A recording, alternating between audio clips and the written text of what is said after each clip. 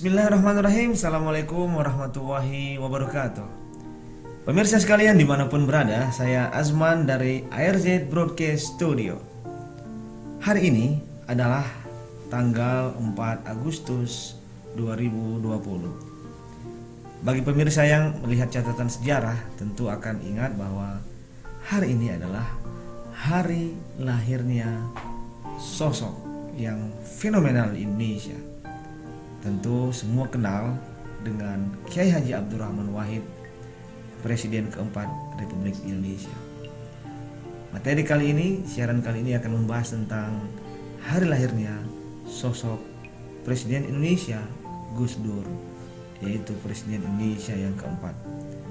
Tapi sebelum membahas tentang beliau, pemirsa akan saya arahkan untuk mengetahui tentang apa sih ARZ Broadcast Studio itu dan kenapa sih kita sekarang mengangkat sosok Gus Dur untuk kita rayakan hari ulang tahunnya. Pemirsa sekalian, ARZ Broadcast Studio lahir pada tanggal 1 Juni 2020 yang kita lahirkan dalam rangka untuk mengingat hari lahirnya Pancasila tanggal 1 Juni. 6 Juni kita launching dan ternyata itu adalah hari lahirnya proklamator Indonesia, Bung Karno. Nah, dari situlah pemirsa kita punya komitmen untuk memperingati dan merayakan dengan cara kita tentunya lahirnya sosok Presiden Indonesia dan dimulai dari Soekarno. Dan kita sudah siaran tentang itu pemirsa. Nah, kebetulan pada tanggal 21 Juli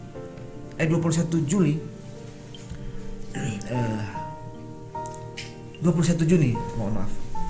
Dan kebetulan pada tanggal 21 Juni lahirnya Presiden Joko Widodo dan kita juga siaran pada waktu itu. Nah, sekarang bertepatan dengan lahirnya Presiden Indonesia yang keempat Gus Dur, makanya kita merayakan hari lahirnya beliau dengan memperingati dan mengingatkan kembali kita semua pemirsa tentang sosok Gus Dur, Presiden keempat Indonesia yang cukup fenomenal. Pemirsa sekalian, Gus Dur adalah presiden yang berbeda dari banyak presiden lainnya karena beliau sesuatu. Betapa tidak, dia adalah seorang keturunan ningrat. Ayahnya adalah Kiai Haji Wahid Hasyim yang merupakan cucu dari Kiai Haji Hasyim Asy'ari.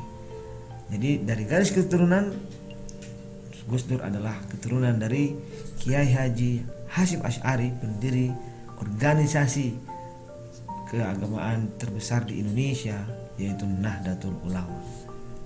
Pemirsa sekalian, Gus Dur lahir pada tanggal 4 Agustus 1940. Nah, Agustus kan Leo pemirsa. Kebetulan juga saya Leo. Beberapa hari ke depan saya juga akan merayakan ulang tahun. Jadi saya dengan Gus Dur sama-sama Leo pemirsa. Kalau kita melihat dari tanggal 4 Agustusnya. Tapi ternyata kalau kita lihat dari catatan sejarah tentang Gus Dur, ada juga satu sumber yang mengatakan bahwa sebenarnya beliau lahir tanggal 7 September 1940. Oke, itu nggak ada masalah.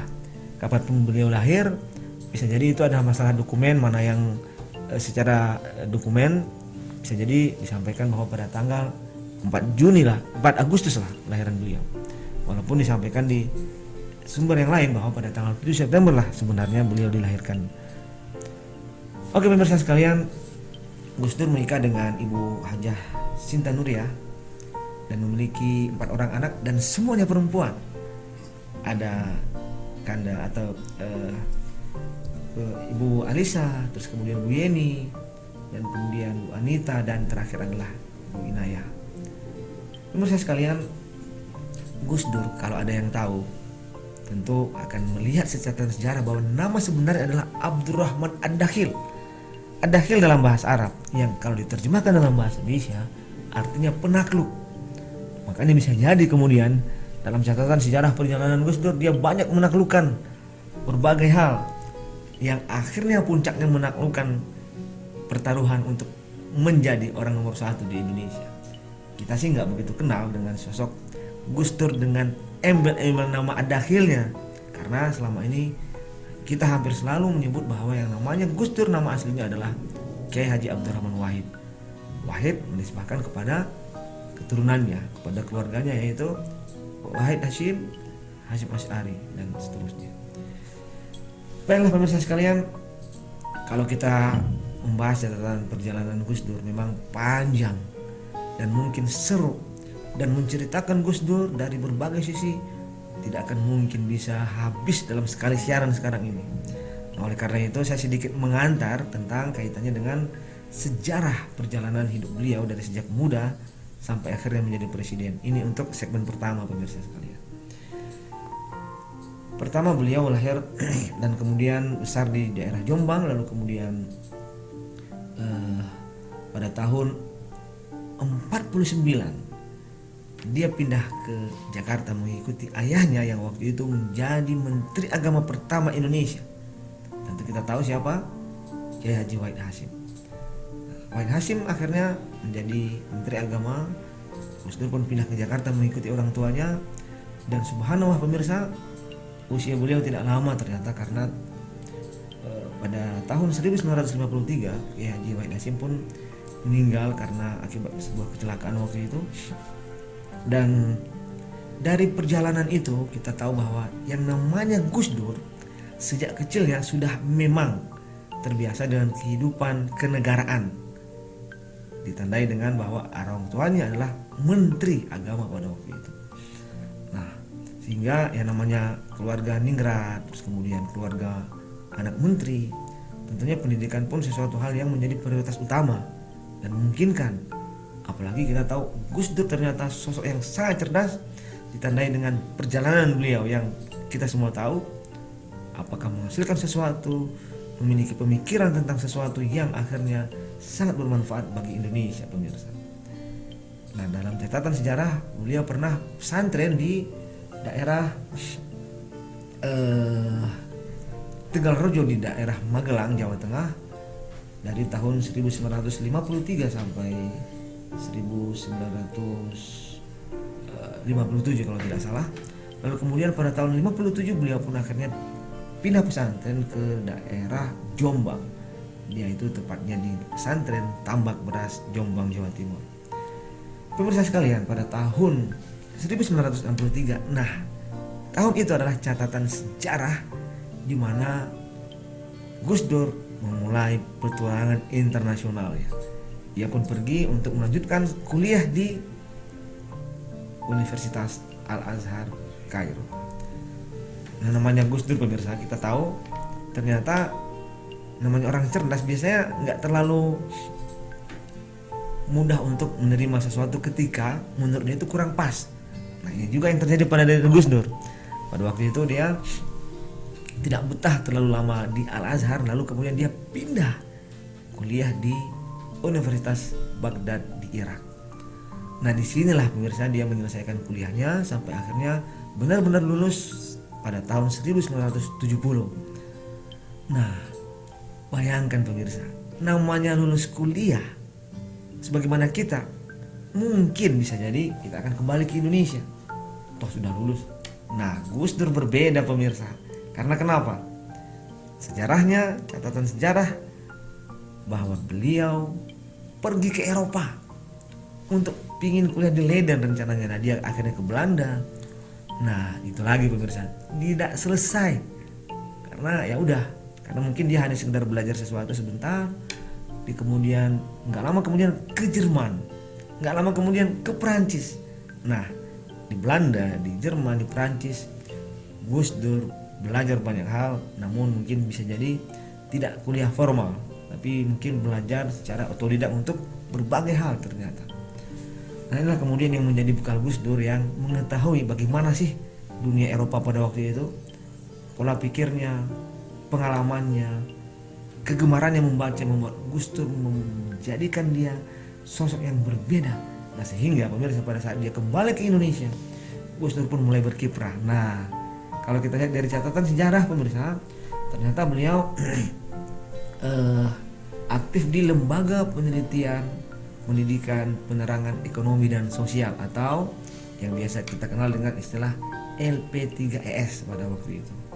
Nah, dari sinilah ternyata pemirsa, Gus Dur pun sering memberikan pelatihan, sering memberikan ceramah, dan kemudian datang anjang sana ke berbagai daerah, dari satu pesantren ke pesantren lainnya, dari sebuah komunitas ke komunitas lainnya, untuk memberikan sesuatu pencerahan dan memberikan berbagai hal. Nah, disinilah kemudian akhirnya Gus Dur menjadi sosok yang sangat dikenal sebagai wartawan pada waktu itu pemirsa. Ditandai dengan adanya dia menjadi jurnalis, kolumnis, dan menjadi analis maupun pengamat dalam banyak hal. Kita tahu dia menjadi wartawan Tempo pada waktu itu, terus kemudian juga aktif di majalah atau koran Kompas pada waktu itu, dan tulisannya itu diapresiasi. Dan kalau kita hidup, dan bagi yang mungkin sekarang sudah sedikit berumur dan sempat menikmati zaman-zaman keemasan waktu itu, tentunya tidak asing dengan tulisan-tulisan Gus Dur yang banyak mewarnai berbagai media di Indonesia pada masanya. Nah, akhirnya pemirsa, kita tahu bahwa Gus Dur pun terjun ke dunia politik. Nah, ini ditandai dengan beliau menjadi katib awal atau katib satu atau sekretaris satu di PBNU pada waktu itu dari tahun 1984. Nah, dari situlah ternyata pemirsa, Gus Dur mulai berubah.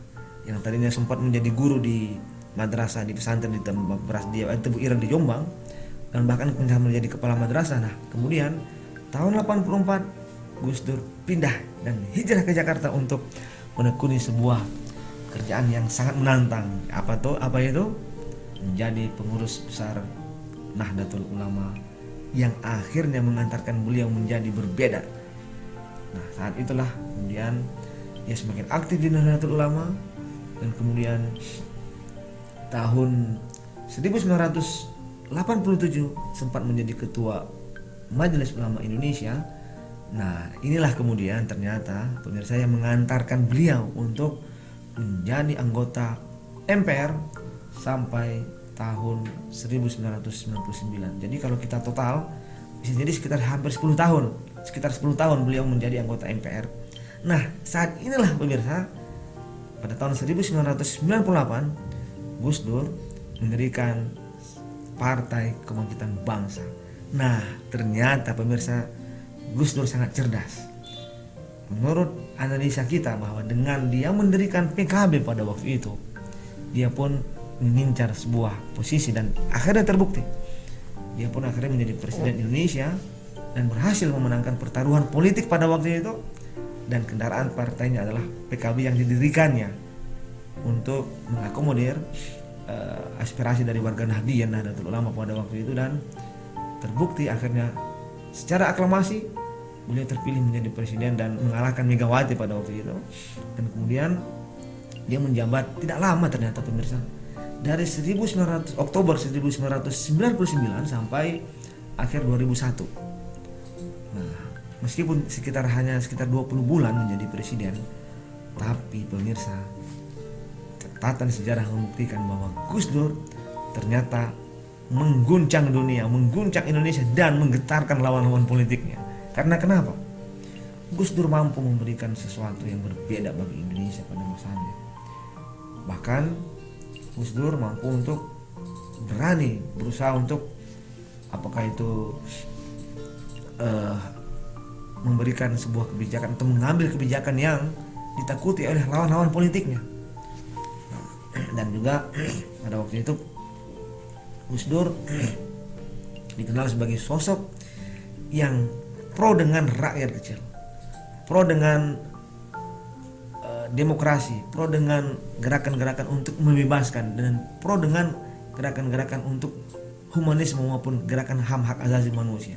Makanya kenapa pemirsa, Gus Dur dimanapun berada dia diapresiasi oleh berbagai kalangan. Kalangan yang termarginalkan diangkat, diberi tempat dan dihargai oleh Gus Dur. Kalangan Tionghoa misalnya pada waktu itu mendapat tempat yang kurang, lalu kemudian oleh Gus Dur sedikit diperhatikan, diangkat. Lalu kemudian berbagai masyarakat yang terpinggirkan pada waktu itu oleh Gus Dur diangkat dan kemudian mendapatkan tempat. Nah, kebetulan nih pemirsa, ayah saya pada waktu itu meskipun hanya sekedar kiai biasa di sebuah daerah di Depok, tapi dia berhasil menginjakkan kaki di istana itu pada zamannya Gus Dur. Nah, karena waktu itu saya ingat dari ada komunitas kiai yang ada acara ya, diundang untuk datang ke istana pada waktu itu, dan itu pertama kali ayah saya menginjakkan kaki di istana. Nah, pemirsa sekalian, pada saat Gus Dur sudah kita ketahui memiliki peran yang bagi Indonesia berbeda dan memberikan warna yang menjadikan Indonesia dihargai dan diperhitungkan dalam kancah internasional, itu dibuktikan oleh banyak hal pemirsa. Salah satunya adalah dengan berhasilnya Gus Dur meredam pergolakan tentara Aceh dari GAM waktu itu yang ingin memisahkan diri dari Indonesia. Nah, pada zaman itulah berhasil untuk diredam dan kemudian akhirnya mau bergabung dengan pemerintahan Gus Dur. Dan kemudian pemirsa, kita juga sama-sama tahu bahwa pada zaman Gus Dur lah bangunan PBNU berdiri, dan itu atas jasa-jasanya beliau sebagai Presiden Republik Indonesia. Karena kenapa? Ini perlu diperhatikan pemirsa, karena tidak boleh melupakan sejarah. Sebagaimana kata Presiden Soekarno, jas merah, jangan sekali-kali melupakan sejarah. Terbukti pemirsa bahwa kemerdekaan Indonesia tidak bisa diabaikan. Besar peran ulama pada waktu itu dan besar peran NU pada waktu itu, di mana Kiai Haji Hasyim Asy'ari, banyak kiai-kiai NU pada waktu itu, dan banyak kiai-kiai lainnya pada waktu itu yang dari pesantren mereka berjuang tanpa pamrih untuk akhirnya menggetarkan penjajah dan kemudian memerdekakan Indonesia. Makanya kemudian ketika ada apresiasi dari pemerintah untuk akhirnya mengangkat Wahid Hasyim ayahanda Gus Dur menjadi Menteri Agama pada waktu itu bagian dari catatan sejarah, di mana beliau keluarga ningrat, keturunan kiai besar, dan kemudian ayahnya menjadi menteri. Nah, ketika pun akhirnya dia menjadi presiden, bisa kita maklumi karena terah ningrat, terah kiai ada pada diri Gus Dur. Tapi pemirsa, bukan soal terahnya, karena biasanya ada orang yang terahnya bagus tapi tidak bisa memberikan apa-apa. Nah, Gus Dur berbeda pemirsa. Karena kenapa? Pemikirannya, sikapnya, kemudian kepribadiannya, capaiannya, dan bagaimana kebatinannya yang akhirnya memberi warna, membuat Indonesia menjadi berbeda. Dan kalangan Nahdliyin, kalangan orang-orang NU yang mayoritas Muslim, mayoritas di Indonesia, dan organisasi keagamaan terbesar di Indonesia akhirnya mendapatkan tempat.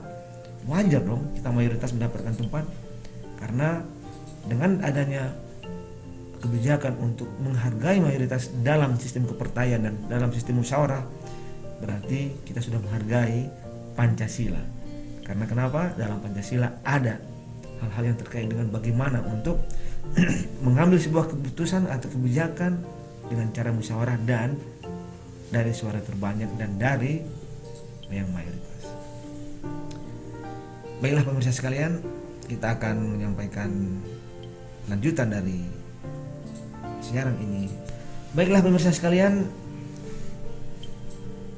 sebagaimana tadi yang sudah saya sampaikan bahwa Gus Dur berbeda. Karena kenapa? Sejak mudanya dia sudah mencurahkan pemikirannya melalui tulisan.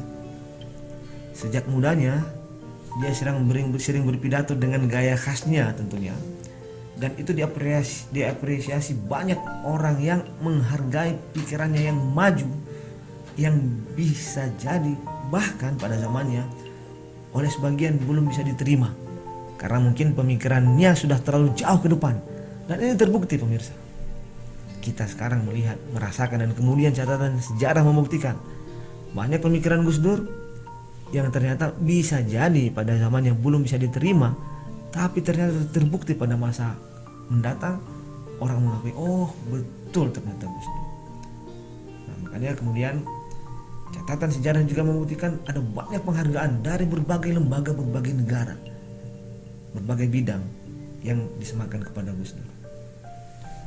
Misalnya kalau kita sebutkan banyak pemirsa di sini dari catatan yang kita sempat kumpulkan, Lifetime Achievement Award dari liputan Awards tahun 2010. Bapak Ombudsman Indonesia oleh Ombudsman RI. Tokoh pendidikan oleh IPNU. Mahendra Datta Award oleh Universitas Mahendra Datta Denpasar. Terus kemudian Bintang Mahaguru oleh DPP PKB. Penghargaan sebagai tokoh pluralisme oleh Simon Wiesenthal Center. Tasrif Award oleh Aliansi Jurnalis Independen Indonesia. Bahkan pemirsa pernah didaulat sebagai Bapak Tionghoa oleh beberapa tokoh Tionghoa Semarang. Dan juga mendapatkan penghargaan sebagai The Culture of Peace Distinguished Award tahun 2003 oleh International Culture of Peace Project Religion for Peace dari Italia. Nah di sini pemirsa kalau kita baca catatan yang lainnya, ada juga dari berbagai negara. Global Tolerance Award dari Amerika, World Peace Prize Award dari Korea Selatan, Dare to Fail Award dari Kuala Lumpur, Pin Emas NU dari pengurus besar Nahdlatul Ulama, gelar Kanjeng Pangeran Aryo sampean dalam ingkang sinuhun Kangjeng Sunan Pakubuwono ke-12 Surakarta Jawa Tengah, Public Service Award dari Universitas Columbia Amerika Serikat, Ambassador of Peace dari International and Interreligious Federations for World Peace dari New York Amerika Serikat, Paul Harris Fellow dari Rotary Foundation dari Rotary International, Man of the Year dari majalah REM Indonesia, Mak Saisai Award dari Manila, Filipina, Islamic Missionary Award dari pemerintah Mesir, Tokoh 1990 dari majalah Editor Indonesia. Nah, bayangkan pemirsa, ini yang sempat tercatat banyak sekali. Dan yang mungkin menjadi catatan yang bagi sebagian kita adalah sebuah capaian yang luar biasa adalah adanya gelar doktor kehormatan. Dari catatan yang kita lihat pemirsa bahwa ternyata Gus Dur mendapatkan setidaknya 10 doktor kehormatan dari berbagai kampus dari berbagai negara pemirsa. Doktor kehormatan di bidang filsafat hukum dari Universitas Thammasat Bangkok, Thailand. Doktor kehormatan dari Asian Institute of Technology, Bangkok, Thailand. Doktor kehormatan di bidang ilmu hukum dan politik, ilmu ekonomi dan manajemen, ilmu humaniora dari Pantheon University Sorbonne, Paris, Prancis. Doktor kehormatan dari Universitas Chulalongkorn, Bangkok, Thailand. Doktor kehormatan dari Universitas Twente, Belanda. Doktor kehormatan dari Universitas Jawaharlal Nehru, India. Doktor kehormatan dari Universitas Soka Gakkai, Tokyo, Jepang. Doktor kehormatan bidang kemanusiaan dari Universitas Netanya dari Israel. Doktor kehormatan bidang hukum dari Universitas Konkuk, Seoul, Korea Selatan. Dan doktor kehormatan dari Universitas Sunmun, Seoul, Korea Selatan. Nah pemirsa sekalian, ini adalah catatan sejarah. Ini adalah bukti historis. Ini adalah kenyataan bahwa ternyata terlepas dari kelebihan dan kekurangan sosok manusia, setiap orang pasti memiliki kelebihan dan kekurangan tentunya, siapapun dia. Nah Gus Dur memiliki berbagai keunikan. Gus Dur memiliki berbagai kelebihan, dan yang menarik pemirsa, adanya hal yang membedakan Gus Dur dibanding banyak tokoh-tokoh lainnya. Apa itu? Kemampuannya untuk menghibur, kemampuan humorisnya yang kadang bikin orang ngakak dan tertawa pemirsa sekalian. Nih kalau mau tahu kita coba baca ya. Salah satu dari yang pernah disampaikan oleh Gus Dur dan menjadi ciri khas leluconnya dan lucunya Gus Dur, misalnya nih, kan beliau nih suka larut malam nih tidurnya. Tidur biasanya jam 1. Nah namanya dia sakit pemirsa. Pada saatnya waktu itu kan dia agak ada sakit stroke, sakit ada beberapa penyakit lainnya, diabetes atau apa itu. Nah oleh anaknya, oleh keluarganya diharapkan agar cepat tidur, cepat bangun sehingga bisa menjaga kondisi kesehatannya sehingga lebih prima. Nah namanya Gus Dur, dia orang sibuk, namanya dia banyak kegiatan, banyak pikiran dan banyak yang menghubungi dan seterusnya. Sering banget tidurnya sampai larut malam dan hampir selalu jam 1. Nah maunya nih keluarganya nih inginnya lebih cepat, makanya akhirnya anak-anaknya waktu itu nih katanya mengatakan ke ayahnya sudah jam 1 malam supaya Gus Dur cepat tidur nih ceritanya. Ternyata tidak betul karena belum jam 1 sudah dibilang jam 1. Dan ini sering berulang dan akhirnya Gus Dur lama-lama tahu nih, sadar kalau dia dibohongin. Nah, karena dibohongin akhirnya dia punya cara nih. Suatu saat dia beli jam tangan yang ternyata itu jam kalau dipencet berbunyi jam berapa dalam bahasa Inggris. Nah, suatu saat dia nanya sama anaknya nih, jam berapa sekarang? Pada bilang jam 1. Akhirnya Gus Dur bilang nih, tit, berbunyilah dalam bahasa Inggris 11 jam 11. Wah, anaknya pada kaget. Tuh kata Gus Dur, kalian selama ini ternyata ngebohongin saya ya. Ini jam 1 kalian bilang, ternyata baru jam 11. Nah dari situlah akhirnya anak-anaknya mulai, wah ternyata Gus Dur lumayan cerdik nih, nggak bisa dikibolin. Nah, dan catatan lainnya misalnya pemirsa bahwa pada suatu saat Gus Dur pun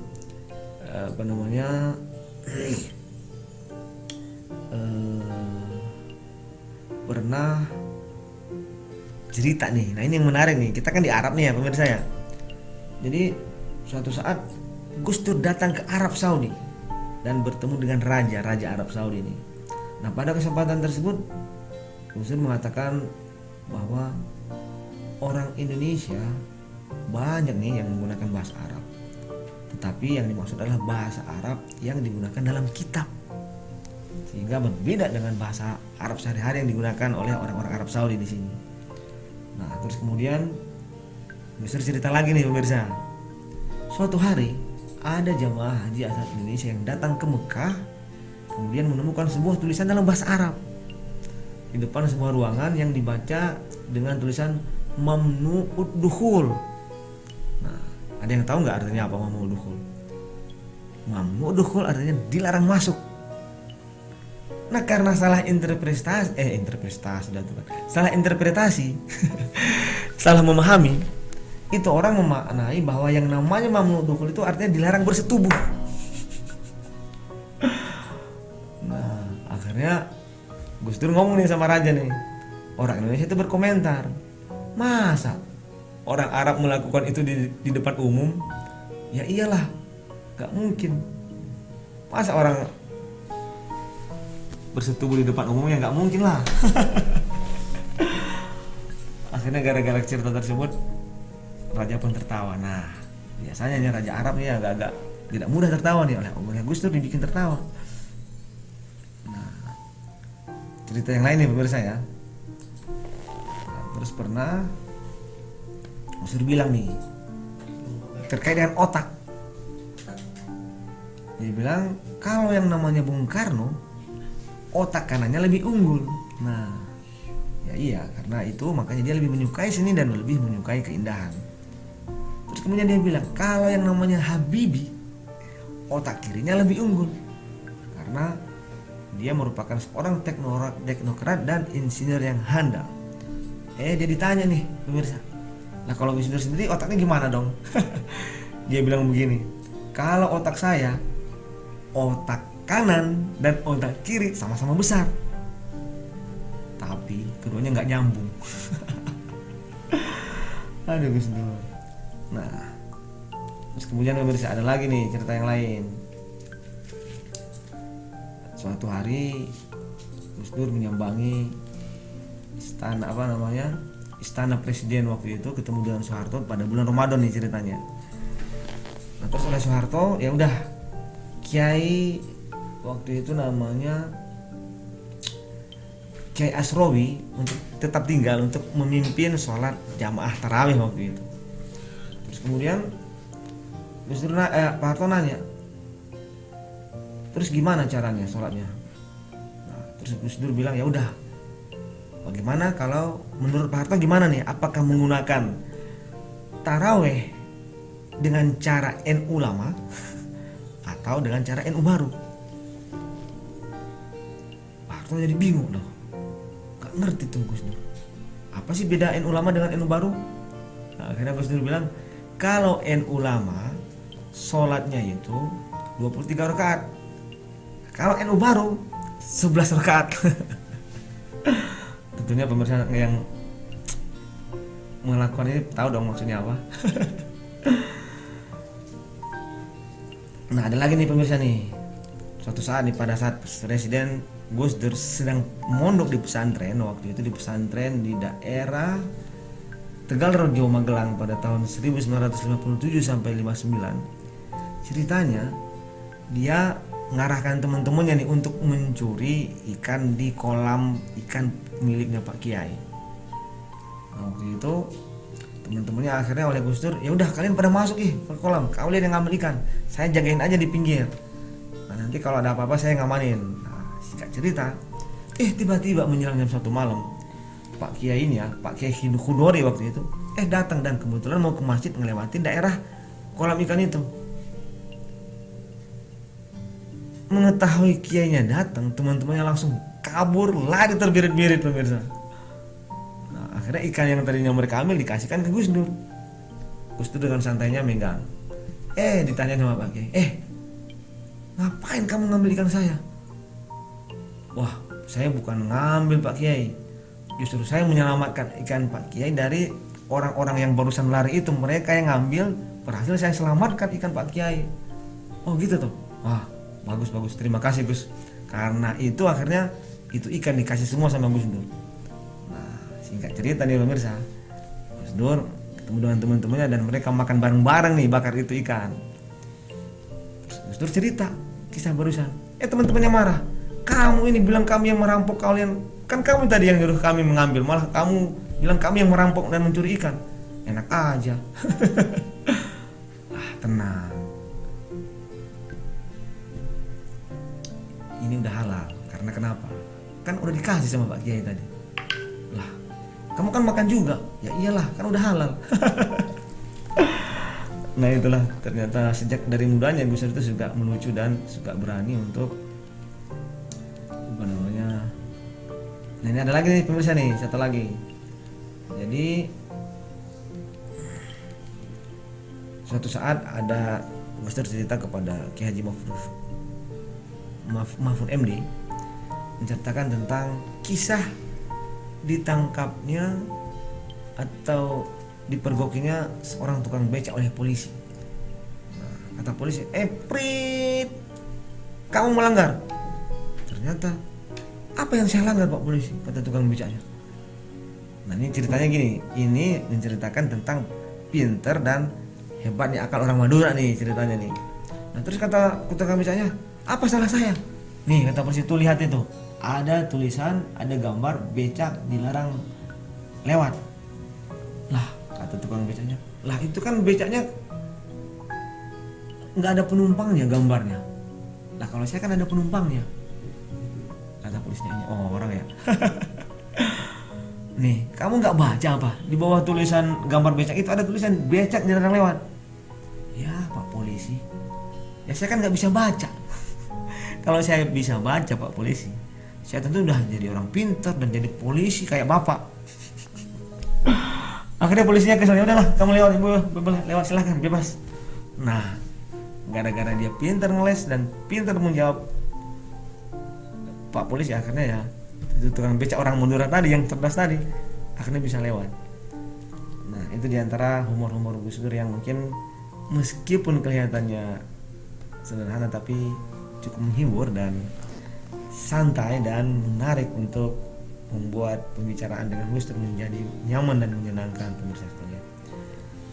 Nah, pemirsa sekalian, menceritakan sosok Gus Dur tidak mudah dan banyak sekali yang bisa dan pantas diceritakan.